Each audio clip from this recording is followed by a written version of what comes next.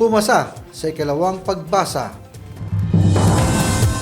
Inaprubahan ng 16th Sangguniang Panlalawigan sa ika-23 regular session nito ang 6 na resolusyon na nagbibigay otoridad kay Governor Isidro P. Galvan na lumagda sa iba't ibang Memorandum of Agreement upang mapalakas ang serbisyo publiko sa lalawigan.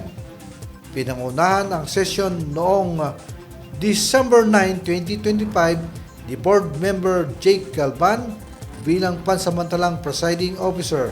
Kabilang sa mga inaprobohan ang MOA, ang mga kasunduan para sa serbisyong pangkalusugan tulad ng eye consultation, maayos na operasyon ng blood bank at regular health monitoring ng kapulisan.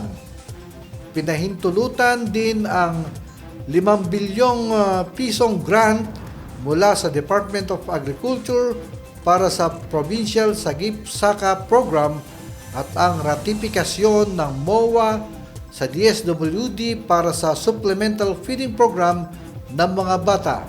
Kasama ring inaprubahan ang resolusyong nagsusulong na maisama ang Provincial Local Economic Development and Investment Promotions Office bilang miyembro ng Provincial Disaster Risk Reduction and Management Council.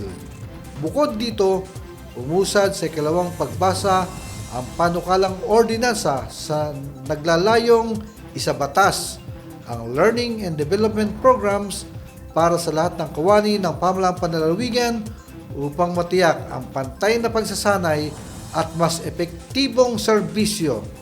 Sa privilege speech, tinalakay din ang patuloy na problema sa supply ng malinis na tubig sa ilang bahagi ng Baler at hinikayat ang mga kaukulang komite na pag-aralan ang karagdagang hakbang ng pamahalaang panlalawigan upang matugunan ang issue.